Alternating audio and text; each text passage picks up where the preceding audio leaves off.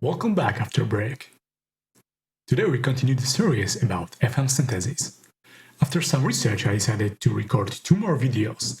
Today's episode will present some more advanced and less obvious techniques possible in FM synthesis, while the last one will be all about popular FM bells and drums.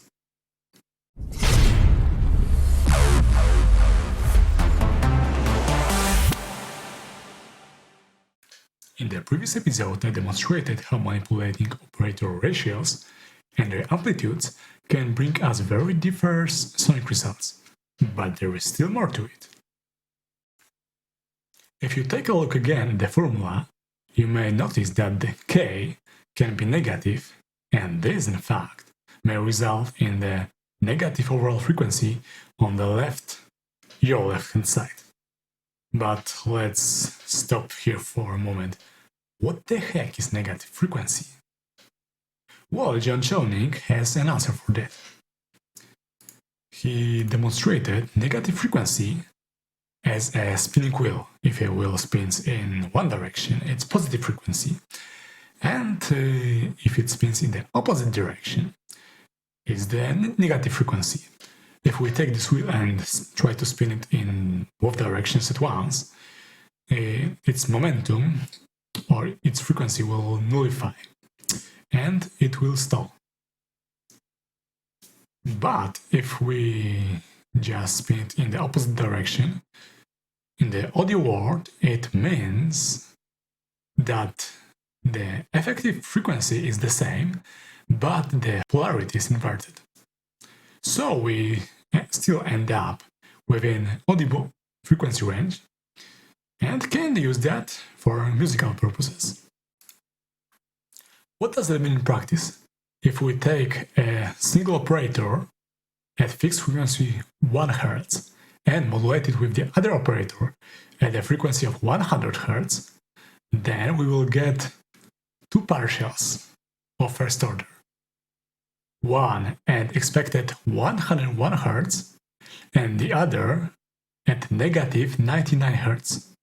This negative frequency will wrap around 0, ending as a partial at 99 Hz positive. So we will get 2 partials separated by only 2 Hz. And this will follow for all the subsequent partials of higher orders, which in turn sounds like a unison. Let's hear it. Here we have a sine wave at a low frequency 0,1 Hz, modulated by another sine wave, this time at a usual musical frequency. If we dial in the modulator, then the partials will become more audible as expected. But now, if we increase the frequency of the bass operator, we will notice the tune beating and eventually hear and see 2 discrete components centered around our musical frequency. This is in fact an extreme unison, also known the apparent DC component around here.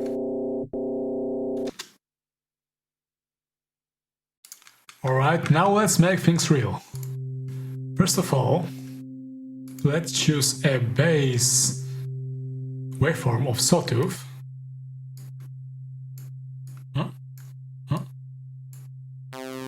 Alright, this is sawtooth.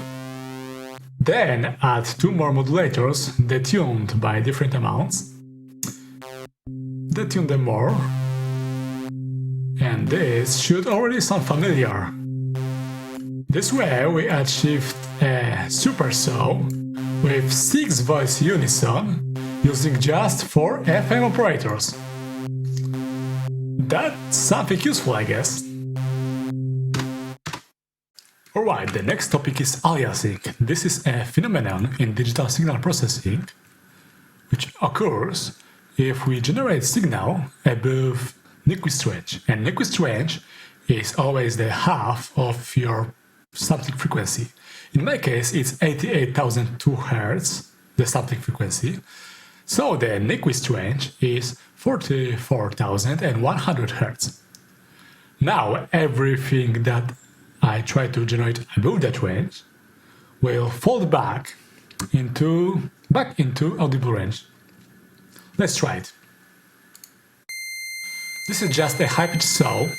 I will add some modulation on it, generating more partials. Like that. And now I increase the ratio of modulators, which in turn multiplies that base frequency by many times. And I will push the modulation even further and watch how it falls apart and turns into a noise. How does it work? Well, we just generated a signal in a megahertz range, and it folds many times around the Nyquist range, so the partials overlap in unpredictable way. And from a harmonic spectrum, we went to noise.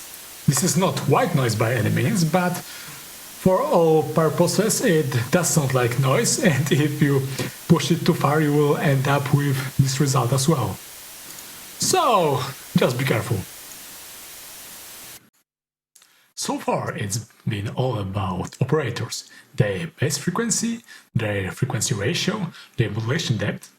But some FM synths, such as Ableton Operator, also allow us to modulate the algorithm itself. Let's try it. Here's some random bell patch. And I can modulate the algorithm, which is displayed here, so that different operators are engaged and they are modulating each other in quite unpredictable way.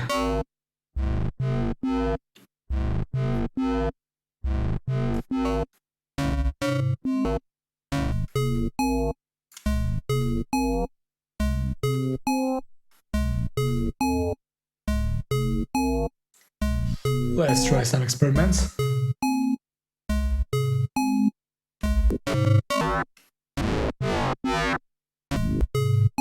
So this moves from a digital bell into some sick FM bass.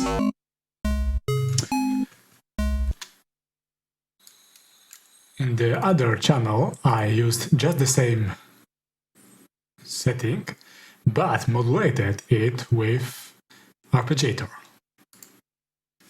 Let's hear it.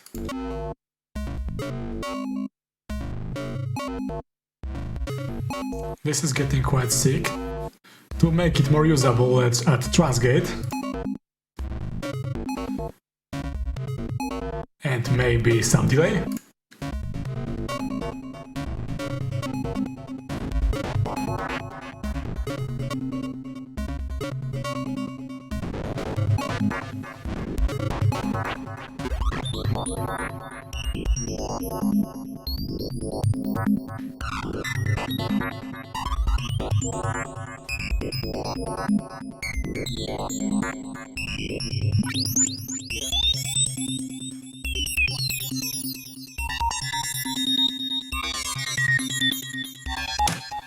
And so on and so on. This one sounds a bit like some psychedelic electro, but it's a great way to create dubstep breaks and everything that needs to be sick and wild. Just try it. Okay, that's all for today. I hope you enjoyed this episode. In the next one I'm going to cover FM bell and drum synthesis. Make sure not to miss it, hit like and subscribe.